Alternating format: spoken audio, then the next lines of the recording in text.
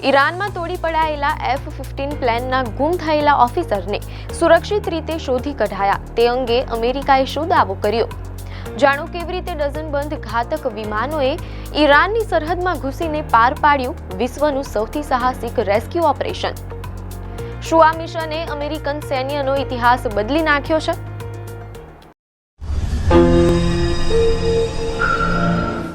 નમસ્કાર દર્શક મિત્રો, ધ લોકસત્તા શોમાં આપનું સ્વાગત છે. ઈરાનમાં તોડી પડાયેલા F-15 પ્લેનના ગુમ થયેલા ઓફિસરને સુરક્ષિત રીતે શોધી કઢાયા. તે અંગે અમેરિકાએ શું દાવો કર્યો? જાણો કેવી રીતે ડઝનબંધ ઘાતક વિમાનોએ ઈરાનની સરહદમાં ઘૂસીને પાર પાડ્યું વિશ્વનું સૌથી સાહસિક રેસ્ક્યુ ઓપરેશન. શું આ મિશને અમેરિકન સૈન્યનો ઇતિહાસ બદલી નાખ્યો છે? પશ્ચિમ એશિયાના રણ મેદાનમાંથી અત્યારે સૌથી મોટા સમાચાર સામે આવી રહ્યા છે. અમેરિકાએ સત્તાવાર રીતે દાવો કર્યો છે કે ઈરાનની સીમામાં તોડી પડાયેલા F-15 ઈગલ ફાઇટર પ્લેનના ગુમ થયેલા સૈન્ય ઓફિસરને સુરક્ષિત રીતે શોધી કાઢવામાં આવ્યા છે. આ સમાચાર માત્ર એક પાયલટના બચવાના નથી, પરંતુ અમેરિકાની સૈન્ય શક્તિના પ્રદર્શનના છે. ખુદ રાષ્ટ્રપતિ ડોનાલ્ડ ટ્રમ્પે social media platform truth social પર આ ઐતિહાસિક સફળતાની જાહેરાત કરી છે. આ ઓપરેશને સાબિત કરી દીધું છે કે અમેરિકા પોતાના સૈનિકોને બચાવવા માટે કોઈ પણ હદ સુધી જઈ શકે છે. રાષ્ટ્રપતિ ટ્રમ્પે આ ઓપરેશનને અમેરિકન મિલિટરીના ઇતિહાસની સૌથી સાહસિક બચાવ કામગીરી ગણાવી છે. તેમણે લખ્યું કે આ મિશન અમારા શાનદાર ક્રૂ મેમ્બર અને અત્યંત સન્માનિત કર્નલ માટે હતું. મને એ કહેતા ગર્વ થાય છે કે તેઓ હવે સુરક્ષિત છે. ટ્રમ્પના જણાવ્યા અનુસાર આ બહાદુર યોદ્ધા ઈરાનના ખતરનાક પહાડોમાં દુશ્મનોની ઘેરાબંધી વચ્ચે ફસાયેલા હતા. તેઓ જોઈ રહ્યા હતા કે કેવી રીતે ઈરાની ફૌજ દર કલાકે તેમની નજીક આવી રહી હતી, પરંતુ તેઓ એકલા ન હતા. વોશિંગ્ટનમાં બેઠેલા કમાન્ડર ઇન ચીફ થી લઈને સાથી સૈનિકો સુધી તમામની નજર 24 કલાક તેમના લોકેશન પર હતી. આ ઓપરેશનની વિગતો અત્યંત રોમાંચક છે. મીડિયા અહેવાલોમાં જાણવા મળેલ છે કે ટ્રમ્પના આદેશ પર અમેરિકન સૈન્યએ ડઝનબંધ વિમાનો મોકલ્યા હતા, જે વિશ્વના સૌથી ઘાતક હથિયારોથી સજ્જ હતા. અહેવાલો મુજબ પાયલટ વિમાનમાંથી ઇજેક્ટ થતી વખતે ઇજાગ્રસ્ત થયા હતા, પરંતુ તેમની હાલત અત્યારે સ્થિર છે. આ ઓપરેશનની સૌથી મોટી ખાસિયત એ છે કે અમેરિકાએ બે અલગ અલગ સ્થળોએથી બે પાયલટોને દુશ્મનના ઇલાકામાંથી બહાર કાઢ્યા છે, જે સૈન્ય ઇતિહાસમાં ભાગ્યે જ જોવા મળે છે.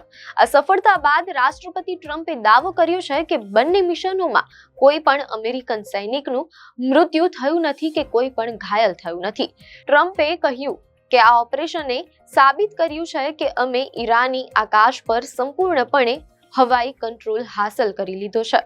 અગાઉ અમેરિકાના સંરક્ષણ મંત્રી પીટ હેગ્સેથે પણ દાવો કર્યો હતો કે અમેરિકાએ ઈરાન પર હવાઈ સરસાઈ મેળવી લીધી છે, અને આ રેસ્ક્યુ ઓપરેશન તે દાવા પર મહોર મારે છે. એવું માનવામાં આવી રહ્યું છે કે જો આ ઓફિસર ઈરાનના હાથમાં આવી ગયા હોત તો યુદ્ધની દિશા બદલાઈ ગઈ હોત.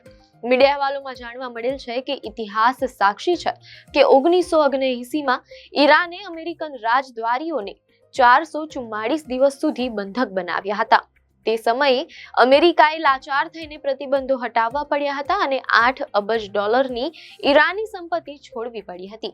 2014માં પણ ઓબામા સરકારે એક સૈનિકને છોડાવવા માટે 5 તાલિબાની કેદીઓને મુક્ત કરવા પડ્યા હતા, પરંતુ ટ્રમ્પના નેતૃત્વમાં અમેરિકાએ નો કોમ્પ્રોમાઇઝ એટલે કે કોઈ પણ સમજૂતી વગર સીધા સૈન્ય બળથી પોતાના સૈનિકોને છોડાવ્યા છે. એક તરફ રેસ્ક્યુ ઓપરેશનની સફળતા છે, તો બીજી તરફ F-15 ઈગલ જેવા અત્યાધુનિક વિમાનનું તોડી પડાવવું એ અમેરિકા માટે એક મોટો ફટકો પણ છે. અત્યાર સુધી એવું મનાતું હતું કે ઈરાનની એર ડિફેન્સ સિસ્ટમ નબળી પડી ગઈ છે, પરંતુ શુક્રવારની ઘટનાએ સાબિત કર્યું છે કે ઈરાન હજુ પણ પોતાની હવાઈ સીમાનું રક્ષણ કરવા સક્ષમ છે. ભલે તે મર્યાદિત સ્તરે હોય, પણ F-15 ને તોડી પાડીને ઈરાને બતાવ્યું છે કે તે અમેરિકાને પડકાર આપી શકે છે. આ ટેકનોલોજીકલ યુદ્ધમાં હવે કોનું પલ્લું ભારે રહેશે તે જોવું રહ્યું. ટ્રમ્પે પોતાના નિવેદનમાં એક ચોંકાવનારી વાત પણ કહી છે. તેમણે જણાવ્યું કે ગઈકાલે પણ એક સફળ ઓપરેશન કરવામાં આવ્યું હતું, પરંતુ તેને જાહેર કરવામાં આવ્યું ન હતું. આ ગુપ્તતા એટલા માટે રાખવામાં આવી હતી જેથી બીજા ઓફિસર માટે કોઈ ખતરો પેદા ન થાય. આ વાત દર્શાવે છે કે અમેરિકન સૈન્ય અત્યંત આયોજનબદ્ધ રીતે ઈરાનમાં ઓપરેશન્સ ચલાવી રહ્યું છે. સાથે જ ટ્રમ્પે લખ્યું કે અમે ક્યારેય કોઈ અમેરિકન સૈનિકને પાછળ નહીં મૂકીએ. ટ્રમ્પે આ જ વાતને દોહરાવી છે. તેમણે સ્પષ્ટ કર્યું કે ગમે તેટલી ખતરનાક સ્થિતિ હોય, અમેરિકા પોતાના સૈનિકોને દુશ્મનના ભરોસે ક્યારેય નહીં મૂકે. ઈરાનના ખતરનાક પહાડોમાં ફસાયેલા કર્નલ માટે ડઝનબંધ વિમાનો અને અબજ ડોલરની ટેકનોલોજી કામે લગાડવી એ અમેરિકાના સૈન્ય મનોબળને વિશ્વ સ્તરે મજબૂત બનાવે છે. આ ઘટનાક્રમ બાદ ઈરાન અને અમેરિકા વચ્ચેનો તણાવ ચરમસીમા પર પહોંચી શકે છે. એક તરફ અમેરિકા વિજયનો ઉત્સવ મનાવી રહ્યું છે, તો બીજી તરફ ઈરાન પોતાના એર ડિફેન્સની સફળતાનો દાવો કરી રહ્યું છે.